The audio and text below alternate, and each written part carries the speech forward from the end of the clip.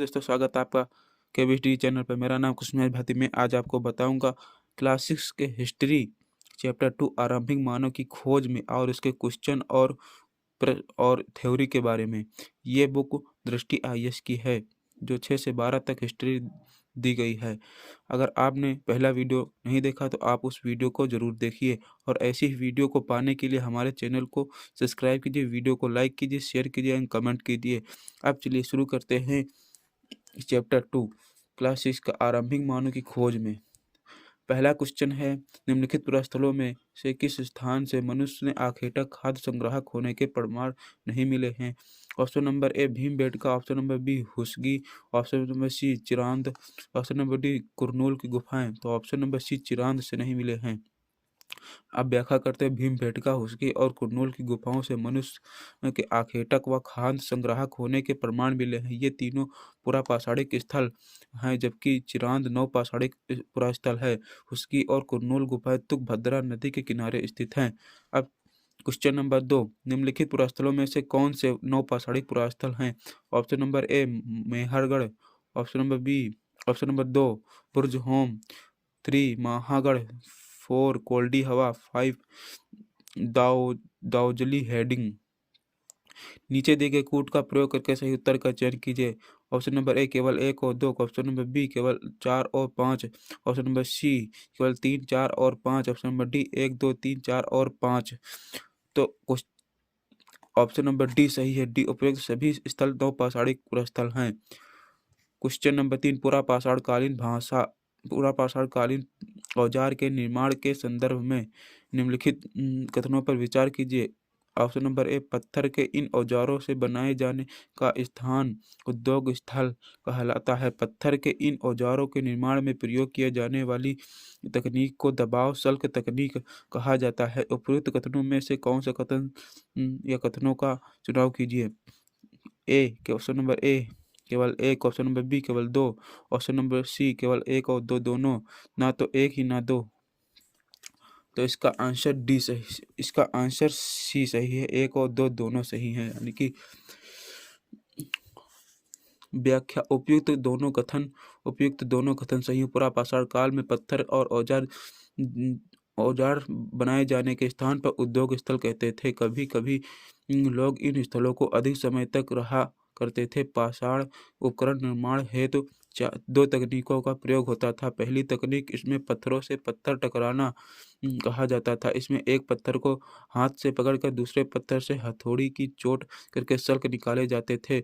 दूसरी तकनीक, इसको दबाव सल्क तकनीक कहा जाता है। इसमें क्रोड को एक स्थिर सतह पर टिका देते हैं और इस क्रोड को हड्डी तथा पत्थर कर उस पर हथौड़ी नुमा पत्थर से सल्क निकाले जाते हैं। ऑप्शन क्वेश्चन नंबर 4, निम्नलिखित में से राख के साक्ष्य किस पुरापाषाणिक स्थल से मिले हैं? Number A Bhimbetka, B Kurnool गुफा, सी कोल्डी हवा, डी हुसगी। तो ऑप्शन नंबर बी सही है। कुरनूल गुफा से पुरापाषाणिक स्थल मिले हैं, राख के साक्ष्य मिले हैं। व्याख्या, कुरनूल गुफा से राख के अवशेष मिले हैं। यह स्पष्ट होता है कि पुरापाषाणिक आरंभिक लोग आग से परिचित थे। क्वेश्चन नंबर 5, मध्य पाषाण युग में जलवायु परिवर्तन से आए नए बदलाव के संदर्भ निम्नलिखित पर कथनों पर विचार कीजिए। ऑप्शन नंबर ए बदलाव से तापमान में वृद्धि हुई और घास के मैदान विकसित होने लगे।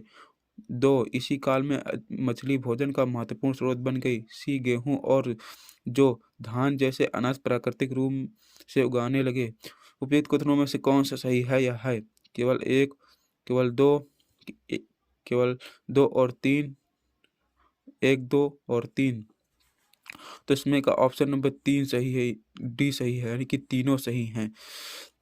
तो व्याख्या करते हैं, उपयुक्त तीनों कथन सही हैं। लगभग 1200 वर्ष पूर्व आए पर्यावरणीय बदलाव काल को मध्य पाषाण युग तथा मेसोलिथ कहते हैं। इस युग में जलवायु में आए बदलाव से जो तापमान वृद्धि हुई उससे घास वाले मैदान बनने लगे। घास के क्षेत्र से घास खाने वाले जीव भी बढ़े। मछली इस काल में भोजन के महत्वपूर्ण स्रोत बनी। गेहूं, जौ व धान प्राकृतिक रूप से उगने वाले, अतः लोगों ने इन्हें इकट्ठा किया व समय के साथ इन्हें खुद का उपजाना सीख लिया। क्वेश्चन नंबर 6, मानव सभ्यता के आरंभिक काल प्रगोत्साहिक काल को सुविधानुसार 3 भागों में बांटा गया है। निम्नलिखित में से कौन सा उन तीनों में से नहीं आता है? तो पुरापाषाण, मध्यपाषाण काल, नवपाषाण काल, महापाषाण काल। ऑप्शन नंबर डी सही है, महापाषाण काल। व्याख्या: मानव सभ्यता के आरंभिक काल अर्थात प्रगोत्साहिक काल को 3 भागों पुरापाषाण काल, मध्यपाषाण काल और नवपाषाण काल में बांटा गया है। महापाषाण काल दक्षिण भारत में विशाल पाषाण खंडों की बनी समाधियों से संबंधित है। निम्नलिखित में से कौन सा पुरास्थल प्रगोत्साहिक शैल चित्रकला से जाना जाता है? Option number A Amaravati, B Bhimbetka, C Bagh की गुफाएं, डी अजंता। तो ऑप्शन नंबर बी सही है, भीमबेटका। व्याख्या: भीमबेटका वर्तमान मध्य प्रदेश के रायसेन जिले में स्थित है। यहाँ से प्रगोत्साहिक शैल चित्रकला के कुछ सुंदर उदाहरण मिलते हैं। भीमबेटका का प्रगोत्साहिकालीन चित्रकला से संबंधित किया जाता है, जबकि अजंता तथा बाघ की शैलकृत गुफा चित्रकला मौर्य काल के बाद की इतिहासकालीन है।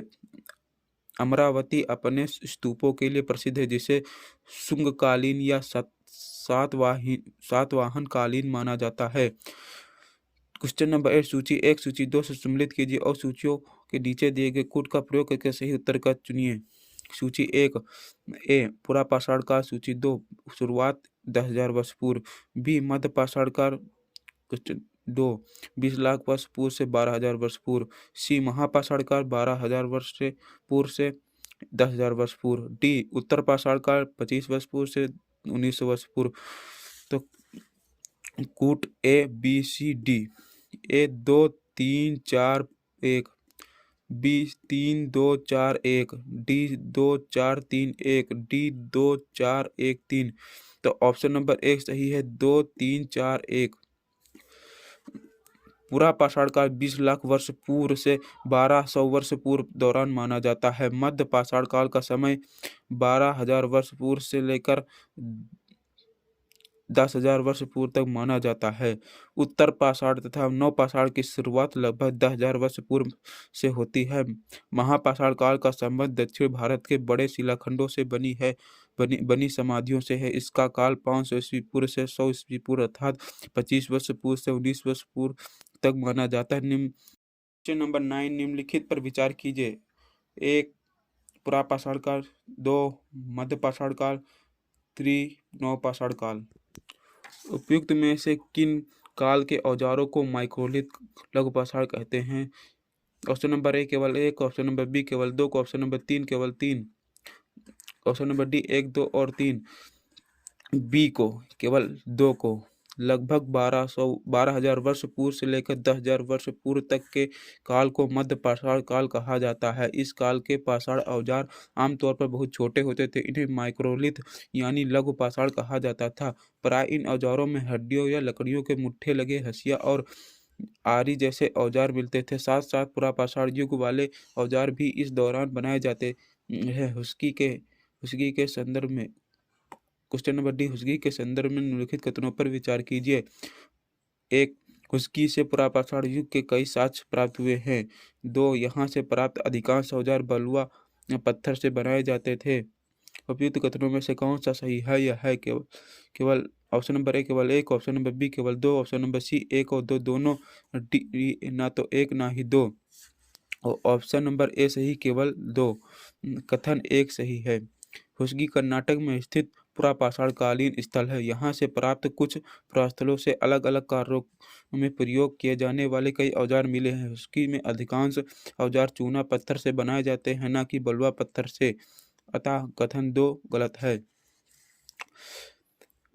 क्वेश्चन नंबर 11 भारत में शुतुरमुर्ग के साक्ष्य के संदर्भ में निम्नलिखित कथनों पर विचार कीजिए। और ए नंबर 1 भारत में शुतुरमुर्ग के होने के प्राचीनतम प्रमाण नवपाषाण युग से प्राप्त हुए हैं। 2 आंध्र प्रदेश से पटने नामक पुरास्थल से शुतुरमुर्ग के अंडों के अवशेष मिले हैं। 3 प्रगोत्साहिक काल में शुतुरमुर्ग के अंडों के छिलके पर चित्रांकन और इनके मनके बनाए जाने के प्रमाण मिले हैं।